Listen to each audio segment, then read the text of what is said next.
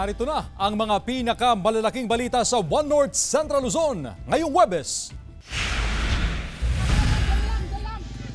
Kainan sa Lingayen, Pangasinan, tinupok ng apoy. Mga ngaso, natagpo ang patay sa bangin sa Nueva Era, Ilocos Norte. Biktima, nakitaan din ang tama ng bala ng baril sa katawan.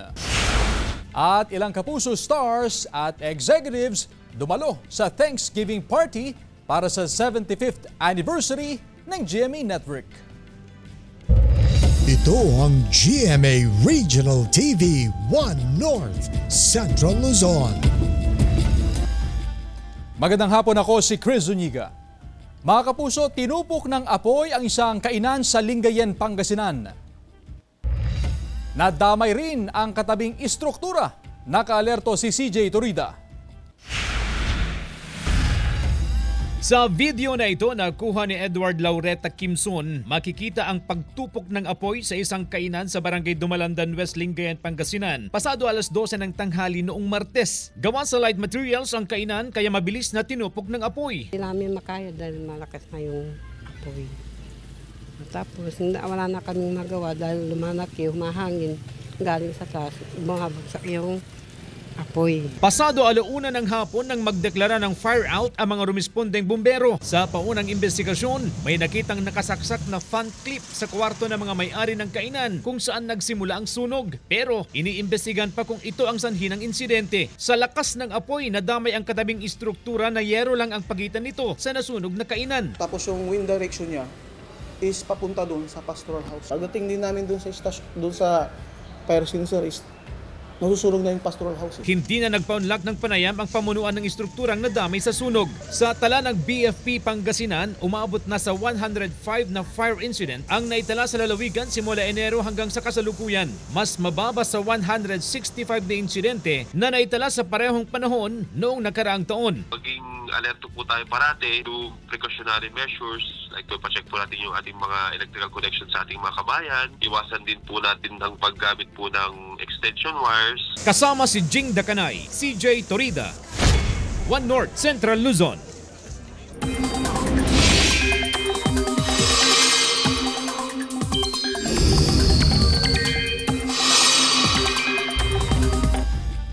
Patuloy ang pag-iral ng hanging amihan pero sabi ng Pag-asa, posibleng ito na ang huling bugso nito bago ang opisyal na pagpasok ng tag-init. Apektado pa rin ng amihan ang buong Luzon kasabay ng shearline sa silangang bahagi ng Visayas at easterlies sa natitirang bahagi ng bansa. Base naman sa rainfall forecast ng Metro Weather, may tsansa ng kalat-kalat na ulan sa Apayao, Cagayan, Isabela, Mountain Province, Ifugao, Aurora, Quirino at Ilocos Region. Malalakas ang buhos sa ilang probinsya kaya maging handa sa banta ng baha o landslide. Posible rin ang ulan sa ilang pang bahagi ng bansa. Samantala, bilang ng mga pumapasadang jeep sa Pangasinan nabawasan dahil daw sa nararanasang mataas na heat index ayon sa isang transport group. Makibalita tayo live kay Jasmine Gabriel Galban. Jasmine? Chris, apektado na rin ng mainit na panahon o ng mataas na heat index ang mga tsoper sa probinsya ng Pangasinan. Kung dati lampas sa 10 oras kung ipasada ni Mang Arthur ang kanyang jeep na biyaheng Lukaw, ngayon halos 7 oras na lang ang kanyang biyahe sa maghapon. Pagpatak kasi ng alas 11 ng umaga hanggang alas 3 ng hapon ay tumitigil muna siya sa pamamasada. Sa sobra kasing init ng panahon, hindi raw niya kakayanin pag bumiyahe sa pangambang bumigay ang kanyang katawan. Sa katunayan, naglagay na siya ng 2 mini fan sa kanyang jeep para pananggalang sa mainit na panahon. Pahinga talaga ang ginagawa namin. Dahil sa sobrang init. Kasi kikitain mo yung pera marami, kaso naman ang bagsak mo ng hospital, di mas maganda pahinga mo na lang. Iwas din sa biyahe tuwing tanghali si Mang Arnel dahil sa mainit na panahon. Ipinaparada na lang muna niyang jeep sa silong ng punong kahoy at muling babiyahe pagsapit ng alas 4 ng hapon.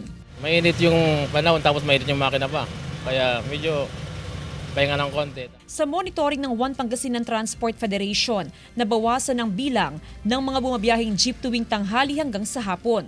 Halos 20% katumbas ng mahigit sa 500 jeep sa Pangasinan ang hindi bumabiyahe sa pagitan ng alas 12 ng tanghali hanggang alas 2 o alas 3 ng hapon. Hindi mo maiwasan yan na talagang nagpapahinga sila kung talagang mainit talaga, uminto sila. Hindi naman lahat, pero sa tingin ko, yung mga ibang talagang alam nilang mayroon silang hypertension, kaya nagpapahinga din sila. Hindi naman daw ito nakakapekto sa transport system sa Pangasinan dahil marami ring modern jeep na air condition ang bumabiyahe sa iba't ibang panig ng probinsya.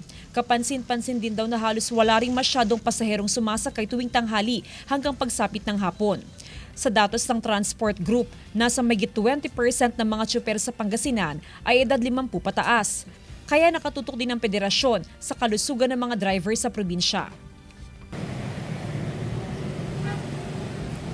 Chris, ayon sa One Pangasinan Transport Federation ay may mga nakaschedule na medical mission para mamonitor o ma-check ang health conditions ng mga driver sa probinsya ng Pangasinan. Chris? Maraming salamat, Jasmine Gabriel Galban. Pangasinan PD RRMO naglabas ng memorandum hinggil sa pagsuspindi ng klase sa mga paaralan dahil sa nararanasang mataas na heat index. Sundan sa report. Dahil sa madalas na naitatalang mataas na heat index ng Pag-asa, madalas din na sinususpinde ang klase sa ilang paaralan sa Pangasinan. Sa nakalipas na 3 araw, nasa 42 degrees Celsius ang average na heat index. Upang mas magiging maayos ang sistema, naglabas ang Pangasinan PD-RRMC ng memorandum upang magkaroon ng gabay o panuntunan sa pagkansela ng klase dahil sa nararanasang mainit na panahon. Kapag ang forecasted heat index na pinalabas ng Pag-asa ay 45 degrees centigrade or below, ang local chief executives ang may karapatang mag-suspend ng classes o mag-shift sa tinatawag natin alternative delivery modes of instruction.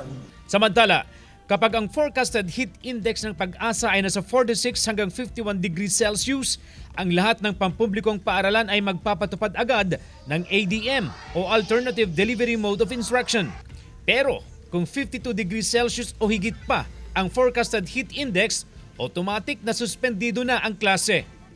Ginagamit na itong panuntunan ng Schools Division Office 1 ng Pangasinan. In DepEd Order 2, walang automatic suspension. Sinasabi lang doon na nakasalalay yung suspension of classes sa ating mga LCEs. And our school heads, syempre pagdating sa class suspension, hinihintay nila yung issuance kung magkakaroon nga ng suspension of classes. Sa kasalukuyan, 10 bayan na nasasakupan ng SDO1 ang nagpapatupad ng suspension of classes dahil sa mataas na heat index. Kasama si Jing Dakanay, CJ Torida, One North, Central Luzon. Patay ang isang mangangaso matapos mahulog sa bangin sa Mount Bomandera sa Nueva Era, Ilocos Norte. Nakilala ang biktima na si Gringo Barid, 33 anyos. Sa investigasyon, nagpunta sa bundok ang biktima kasama ang 2 iba pa upang mangaso. Kwento ng 2 kasama, habang nanguhuli ng usa si Barid, aksidente umanong nahulog sa bangin. Nakahawak pa umano ng 12-gauge shotgun ang biktima at aksidente umanong pumutok at tinamaan sa dibdib. Ayon sa pulisya, 2 tama ng baril ang nakita sa dibdib ng biktima. Hindi naman daw kumbinsido ang asawa ng biktima sa pahayag ng 2 kasama. Nais itong isailalim sa autopsy ang bangkay para malaman ang totoong nangyari.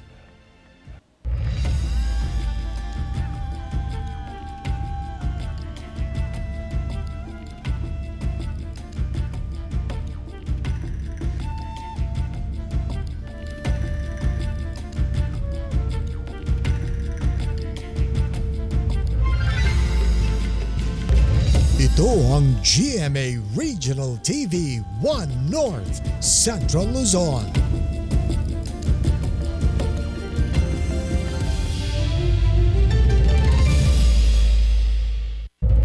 Ito ang GMA Regional TV 1 North, Central Luzon. Magsasagawa ng public penance ang Simbahang Katolika sa Santa Fe, Nueva Vizcaya matapos looban at sirain ang tabernakulo at iba pang gamit sa simbahan noong Lunes, March 17. Mariing kinuha din ito ng pamunuan ng Roman Catholic Diocese of Bayumbong at sinabing tahasang pagyurak ito sa relihiyon at tinawag na blasphemy ang nangyari. Sa ulat ng Diocese of Bayumbong na ibinahagi sa media, sinabi nila na nadatna ng tauhan ng parokya na sinira ang kandado, nilooban ng kapilya at opisina at mga kagamitan at nagkalat ang tabernakulo ay sinira din. At ang banal na sakramento ay ikinalat pa sa sahig. Magsasagawa umano ng misa at pagkumpisal sa labas ng parokya para mabasbasan ang bagong tabernakulo. Nakipag-ugnayan na ang kapulisan kay Father Virgilio Mendoza, ang kura paroko ng Mother of Perpetual Help Parish para sa pag-usad ng investigasyon. Ilang senior citizens sa Mangaldan, Pangasinan umaasang hindi maapektuhan ng COMELEC ban ang kanilang ayuda sa ilalim ng Expanded Centenarians Act. Sundan sa report. Anumang araw ngayong buwan ng Marso, inaasahang maibibigay na ang 10,000 pesos na cash incentives para sa mga senior citizen na edad 80, 85, 90 at 95 sa Mangaldan, Pangasinan. Alinsunod ito sa implementasyon ng Expanded Centenarians Act. Pero ang inaalala ng mga beneficiary ay baka maabutan ng election spending ban. Pagbiling ng gamot, may release po sa bago mag-eleksyon. Para magamit pa. Kabuang 737 ang beneficiary sa Mangaldan. 280 dito ay beneficiaries noong nakaraang taon, habang 547 naman ay beneficiaries ngayong taon. Pero sa unang release ng cash incentives ay lampas sa 4 na pumunang mabibigyan. Umaasa ang mga beneficiary na may pamahagi ang cash incentives bago magsimula ang local campaign period sa March 28. Na-process na nila at nanggaling na sa central office yung processed papers, so the payroll is now being prepared. Sabi naman nila na humihingi na rin daw ang central office nila ng exemption. Ayon sa COMELEC, tuloy-tuloy naman ang pamamahagi ng cash assistance ngayong election period. Ito'y matapos mabigyan ng exemption sa election spending ban ang 28 social services program ng DSWD. Pero mahigpit na ipinagbabawal ang presensya ng mga kandidato at maging ang campaign posters sa pamamahagi ng ayuda. Mahalaga raw na hindi magamit sa pangangampanya ang social services ng DSWD. Yung inilabas ng Commission on Elections ng mga exempted na social services ay may conditions yan na dapat i-comply ng DSWD nang sa ganun ay hindi ma-violate yung tinatawag na natin na abuse of state resources. Alinsunod sa COMELEC Resolution 11060, ipinagbabawal ang paggasta ng Social Services Fund 45 araw bago ang araw ng eleksyon. Total ban naman ang pamamahagi ng AIX 10 araw bago ang araw ng eleksyon, maliban na lang sa mga ayudang may kinalaman sa medicine, food, education at funeral assistance. Kasama si Daryl Peralta, Jasmine Gabriel Galban, One North Central Luzon. Nasa 340,000 pesos na halaga ng hinihinalang shabu ang nakumpiska sa isinagawang buy-bust operation ng PIDEA at PNP sa Bayambang, Pangasinan. Pasado 1:00 ng madaling araw kahapon. Arestado sa operasyon ang 17 taong gulang na lalaki na residente ng parehong bayan. Humigit kumulang 50 gramo ng hinihinalang shabu ang nakuha sa subject ng operasyon. Nabawi rin sa menor de edad ang ginamit na buy-bust money. Maharap siya sa reklamong paglabag sa Comprehensive Dangerous Drugs Act of 2002. Sa ngayon, nasa kustodiya ng MSWD ang nahuling menor de edad. Marami pa raw kulang sa konektadong Pinoy Bill ayon sa Federation of International Cable TV and Telecommunications Association of the Philippines o FICTAP. Ayon kay FICTAP Chairperson Estrelita Juliano Tamano, kabilang dyan ang probisyon para ma-regulate ang utility pole rental. Ito ang binabayaran ng mga internet providers sa mga electric company para makapagkabit ng internet cable mula sa poste hanggang sa bahay ng mga consumer. Sa memorandum ng National Electrification Administration o NEA noong 2018, 420 pesos ang pole rental kada posisyon ng kable kada taon. Sabi ni Tamano, mabigat yan sa bulsa ng maliliit na cable TV at internet provider. Kaya sana raw ay kinonsulta sila ng mga mambabatas. Ang konektadong Pinoy Bill na layon daw palakasin at gawing abot kaya ang internet sa buong bansa ay aprobado na ng Kamara at Senado at nakatakdang talakayin sa Bicameral Conference Committee. Ipararating daw ng FICTAP kay Pangulong Bongbong Marcos ang kanilang mga hinaing. Gobyerno, mapamura yung internet, kaya nga lahat inalaw na makapagbigay internet. Pero yung pole rental naman, hindi nila ginagalaw. Susulat na lang kami sa presidente na bago niya pirmahan, kailangan muna basahin niya na yung aming reklamo kailangan mabigyan ng pansin bago talaga magkaroon ng batas na ganyan.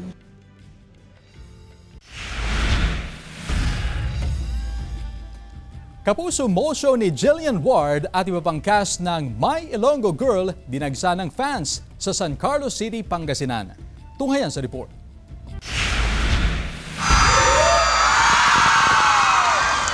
Sa malakas na hiyawan pa lang, makikita na ang pananabik sa mga kapusong nakisaya sa ginanap na GMA Regional TV Kapuso Mall Show sa San Carlos City, Pangasinan. Inabangan ang cast ng ninikilig serye sa GMA Prime na My Ilonggo Girl na naghatid ng hindi malilimutang banding para sa mga Pangasinense. Bigay todo na sinabayan ng audience ang song numbers ni Kapuso actress Lian Valentin.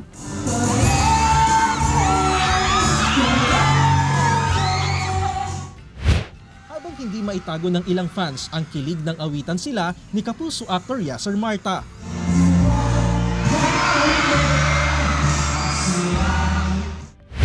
Sobrang happy kami na kahit papano, kahit short time lang, nakapagbigay kami ng saya. Sumasabay yung mga tao sa init ng Pangasinan. Grabe yung init ngayon, pero hindi sila nagpakabog. Talaga summer na summer, ramdam na ramdaman ko yung mga hiyawan nila, yung energy nila. Umaapaw na energy naman mula sa crowd ang sumalubong kay Kapuso actress Ara San Agustin. Masaya ako dahil nakabalik ulit ako dito and nakapagpasaya, nakapagpangiti ng mga tao. So maraming salamat sa mga pumunta at sa mga sumuporta, sa mga nagbigay ng oras para sa amin at nakisaya. Thank you po. Thank you. We love you, Villa!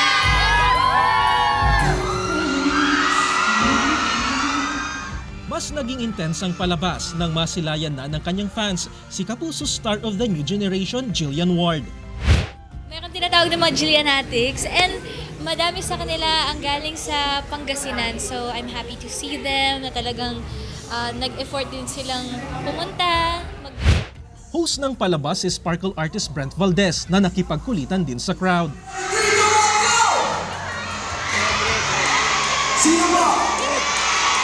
Sa nalalapit na finale ng My Ilonggo Girl, ibinahagi ng cast ang mga bagay na mamimiss nila at hindi malilimutang moment sa isa't isa. Nakakalungkot na malapit na yung finale ng My Ilonggo Girl. Pero masaya din kami dahil talagang hanggang huli, since day one, hanggang huli talaga ay grabe yung support. Na-miss namin si Brother Michael Sige. Ako masabi ko sa My Ilonggo Girl, sobrang thankful. Grabe yung character ko din dito bilang si James, ang dami nangyari. Mababait kasi yung mga katrabaho ko dito. So mamimiss ko yung energy nila, yung ang gaan sa pakiramdam kapag papasok ka sa trabaho. Mamimiss ko yun, mga kasama ko. Hindi lang yung mga co-artists ko. Syempre mamimiss ko sila, pero mamimiss ko din yung production. May mensahe din si Jillian para sa kaibigang si Michael Sager na gumaganap bilang si Francis na ngayon ay nasa loob na ng bahay ni Kuya. Very good friends talaga kami ni Michael. Pagbalik mo, tanggap ka pa rin naman namin kahit na matagal kang mawawala. Jarek Pasilyao, 1 North Central Luzon. Hindi na raw kinakailangan ng mechanical ventilation ni Pope Francis ayon sa Vatican. Batay sa update ng Vatican, patuloy na bumubuti ang lagay ng Santo Papa. Under control na raw ang impeksyon ng Santo Papa ayon sa kanyang mga doktor. Normal na rin ang resulta ng kanyang mga blood test at wala na siyang lagnat.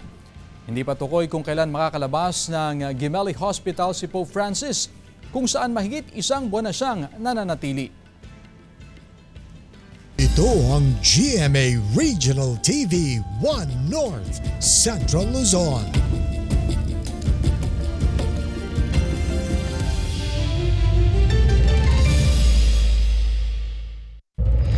Ito ang GMA Regional TV 1 North Central Luzon.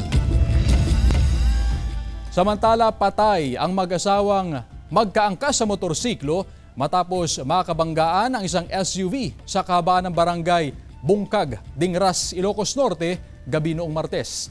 Sa investigasyon ng pulisya, isang SUV ang bumangga sa likurang bahagi kasunod ng kulong-kulong. Nawala ng kontrol sa manibela ang driver ng SUV at napunta sa kabilang linya ng kalsada. Sakto naman ang pagdating ng motorsiklo na sinasakyan ng mga biktima. Nagtamo naman ng sugat sa iba't ibang bahagi ng katawan ang driver ng kulong-kulong kasama na ang 3 sakay nito. Hindi naman nasaktan ang driver ng SUV na nasa kustodiya ngayon ng pulis para sa patuloy na investigasyon. Karagdagang beach towers itinayo sa Tondaligan Beach bilang paghahanda sa pagdagsa ng mga beachgoers sa Semana Santa. Silipin sa report. Araw-araw nakamonitor ang otoridad sa sitwasyon sa Tondaligan Beach sa Dagupan City. Sa muli kasing pagpasok ng shoreline sa bansa, kapansin-pansin daw ang matataas na alon sa nakalipas na mga araw. Hindi naman daw pwedeng pagbawalang maligo sa dagat ang mga beachgoer, kaya mahalagang mabantayan ang bawat bisitang naliligo sa dagat. Kaya nakatutok din yung natin, lifeguard natin. Kahit ganyan, kahit walang ibinabang bawal maligo, talagang nakakuan kasi ang namin hindi ka naman piling magbawal kung walang papel na hinahawakan mo. Nakahanda na rin ang pamunuan ng Tondaligan Ferdinand Blue Beach sa inaasahang pagdagsa ng mga beachgoer ngayong nalalapit na Semana Santa. Sa katunayan, nagtayo na ang lokal na pamahalaan ng karagdagang mga beach towers sa lugar. Malaking tulong po yan, ma'am, sa atin, lalong-lalo na sa aming mga lifeguard kasi unang-una, medyo komportable din po yung pwesto po namin, elevated siya. Natatanaw po namin ng mas malayo yung mga beachgoer. Lalong-lalo na pag dumating yung volume ng mga tao. Ginhawa para sa mga beachgoer ang karagdagang beach tower. Kahit papaano raw, hindi sila mangangamba sa pagligo sa dagat dahil may mga nakabantay na lifeguard sa lugar. Para makita nila yung malulunod. Araw-araw, 10 lifeguards ang naka-duty sa Tondaligan Beach. Habang tuwing weekend at holidays naman ay full force ang mga lifeguards sa lugar. Kasama si Daryl Peralta, Jasmine Gabriel Galban, 1 North Central Luzon.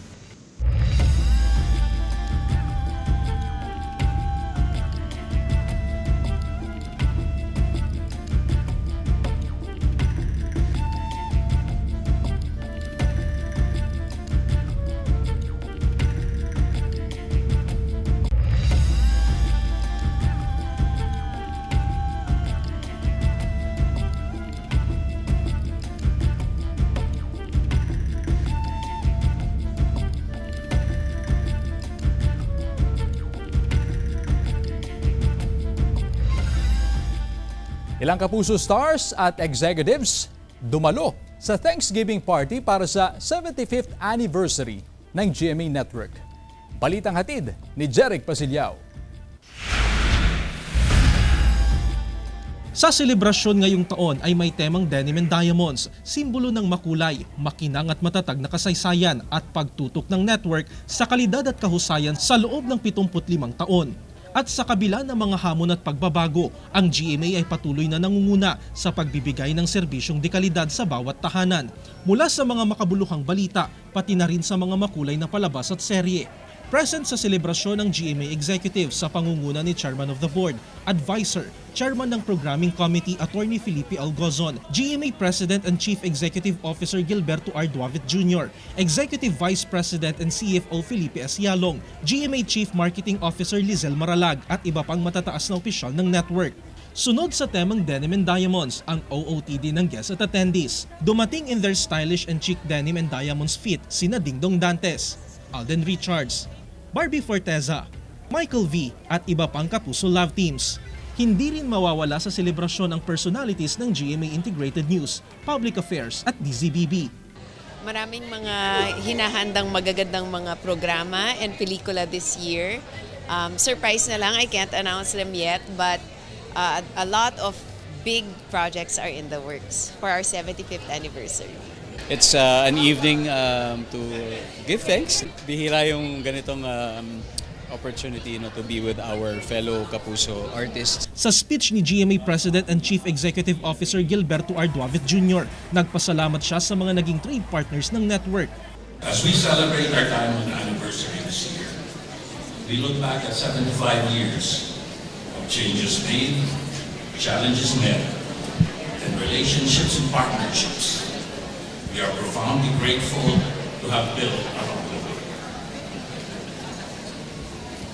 Relationships and partnerships which have enabled us to continue to grow and fulfill our unwavering commitment to serve by providing quality content to entertain, inform, and enrich the lives of the Filipinos. Hindi lang sa mga programa nakilala ang GMA, kundi pati sa pagiging bahagi ng komunidad. Isang gabi ng kasiyahan, kasaysayan at pagpapahalaga sa mga taong naging bahagi ng tagumpay ng GMA Network. Jarek Pasilyao, 1 North Central, Luzon. Samantala, mapapanood niyo po ang episode na ito at iba pang pinakahuling lokal na balita sa official website ng GMA Regional TV, www.gmaregionaltv.com. Pwede rin kayong bumisita sa aming official YouTube channel, GMA Regional TV, at i-click ang subscribe button para sa pinaka-maiinit na balita mula sa mga rehiyon. Nais din naming pasalamatan ng mga kapuso sa Hilaga at Gitnang Luzon, maging ang mga kapuso natin abroad. Dahil sa GMA Regional TV, local news matters. At yan ang mga pinakamalaki at pinakahuling balita sa Hilaga at Gitnang Luzon. Maraming salamat sa pagsama sa amin pati na ang mga kapuso sa ibang bansa na tumutok sa mga balita sa rehiyon. Ako po si Chris Zuniga. Kami ang GMA Regional TV, 1 North Central Luzon, buong puwersa para sa mas malaking misyon at mas malawak na paglilingkod sa bayan.